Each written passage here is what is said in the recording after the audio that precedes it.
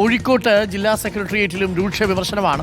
പിണറായി വിജയനെ പ്രതിപക്ഷ നേതാവായി തെരഞ്ഞെടുത്തതിൽ CPM കോഴിക്കോട് ജില്ലാ സെക്രട്ടേറിയറ്റിൽ വിമർശനമുയർന്നു. റീൽസ് പ്രചാരണത്തിലാണ് ചിലർക്ക് താൽപര്യമെന്നും അംഗങ്ങൾ കുറ്റപ്പെടുത്തി. ബാലുശ്ശേരിയിലും കൊയിലാണ്ടിയിലും സ്ഥാനാർത്ഥി നിർണയം പാളിയെന്നും വിമർശനമുയർന്നു. VS രഞ്ജിത്തുണ്ട് കോഴിക്കോട് നിന്നും കൂടുതൽ വിവരങ്ങളുമായി. VS രഞ്ജിത്ത്, എല്ലാ ജില്ലാ സെക്രട്ടേറിയറ്റിലും നേതൃത്വത്തിനെതിരെ രൂക്ഷ വിമർശനമാണല്ലോ. നമ്മളിപ്പോൾ റിപ്പോർട്ട് ചെയ്തത് പത്തനംതിട്ടയിൽ, അതേപോലെ കൊല്ലത്ത്, ഇപ്പോൾ കണ്ണൂരിൽ പൊതുവെ വലിയ വിമർശനമാണ്. തളിപ്പറമ്പിനെയും പയ്യന്നൂരിനെയും മുൻനിർത്തി വീണ്ടും പിണറായി വിജയനെ തന്നെ പ്രതിപക്ഷ നേതാവായി തെരഞ്ഞെടുത്തതിൽ CPM-ലെ ചില നേതാക്കൾക്ക് അതൃപ്തിയുണ്ട്. അത് സെക്രട്ടേറിയറ്റിൽ അവർ പരസ്യമായി പറയുന്നു എന്നതാണ്, അല്ലേ VS രഞ്ജിത്ത്?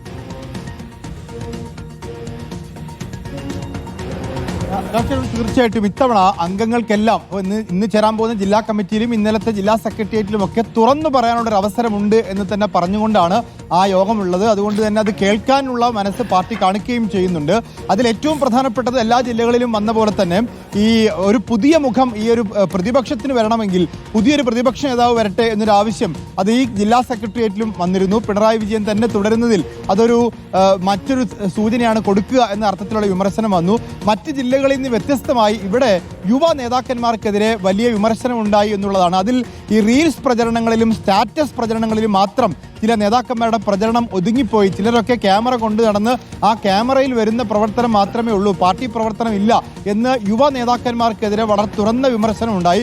അതുപോലെ തന്നെ ബാലുശ്ശേരിയിലും കൊയിലാണ്ടിയിലും ഒക്കെ സ്ഥാനാർത്ഥികളെ മാറ്റണം എന്നാവശ്യപ്പെട്ടപ്പോൾ ജില്ലാ സെക്രട്ടറി കടുംപിടുത്തം പിടിച്ചു എന്നൊരു വിമർശനം കൂടി ഉണ്ടാവുന്നു. അതോടൊപ്പം പാർട്ടി ജനങ്ങളെ കേട്ടില്ല എന്നുള്ളൊരു വിമർശനം പൊതുവെ ജില്ലാ സെക്രട്ടേറിയറ്റ് യോഗത്തിൽ ഉയർന്നു. ഇന്ന് ജില്ലാ കമ്മിറ്റി യോഗം ചേരുന്നുണ്ട്.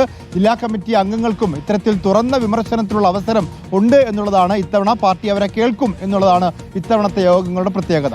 ഓക്കെ, അപ്പോ താങ്ക് യു VS രഞ്ജിത്ത്.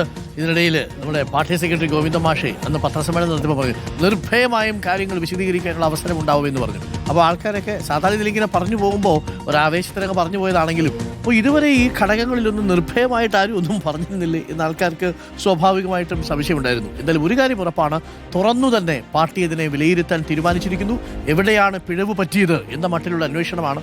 ചില ആളുകളൊക്കെ പറയുന്നത് കേട്ടു, പിണറായി വിജയൻ വീണ്ടും മുഖ്യമന്ത്രി സ്ഥാനത്തേക്ക് വന്നതാണ്. യഥാർത്ഥത്തിൽ പിണറായി വിജയൻ ചെയ്യേണ്ടിയിരുന്നത് തെരഞ്ഞെടുപ്പിന് തൊട്ട് മുമ്പ് പിണറായി വിജയൻ വളരെ ഗ്രേസ്ഫുള്ളി വന്ന് മാധ്യമങ്ങളോട് പറയണമായിരുന്നു, ഞാൻ ഇനി മുഖ്യമന്ത്രി പദത്തിലേക്കില്ല, അതെൻ്റെ വ്യക്തിപരമായ തീരുമാനമാണ്.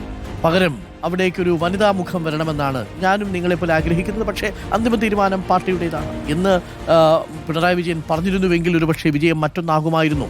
തളിപ്പറമ്പിൽ PK ശ്യാമളയെ നിർത്തുന്നതിന് പകരം സുകന്യെ അവിടെ മത്സരിപ്പിച്ചിരുന്നെങ്കിൽ, അതേപോലെ TM മധുസൂദനെ പയ്യന്നൂരിൽ മത്സരിപ്പിക്കാതിരുന്നെങ്കിൽ ഒരു 10 സീറ്റുകളെങ്കിലും ഇങ്ങ് പോകുന്നതിനെ എന്നാണ് ചില ആളുകൾ കരുതുന്നത്. അങ്ങനെയൊക്കെ പറയുന്നവരുണ്ട്. അതൊരു തെരഞ്ഞെടുപ്പ് സ്ട്രാറ്റജി എന്ന നിലയിൽ ചില ആളുകളൊക്കെ പറയുന്നുണ്ട്. ഈ തെരഞ്ഞെടുപ്പിന് തൊട്ട് മുമ്പ് CPM ചില തീരുമാനങ്ങൾ എടുക്കേണ്ടിയിരുന്നു. KK ശൈലജ ടീച്ചറിനെ മുൻനിർത്തിക്കൊണ്ട് ഈ തെരഞ്ഞെടുപ്പിനെ നേരിട്ടിരുന്നുവെങ്കിൽ ഒരു പക്ഷേ ഇങ്ങനെയാകുമായിരുന്നില്ല എന്നുകൂടി പറയുന്നുണ്ട്. ഇതൊരു പിണറായി വിരുദ്ധ വിധിയാണ് എന്നുള്ളതാണ് ഒരു വിഭാഗം ആളുകൾ പറയുന്നത്.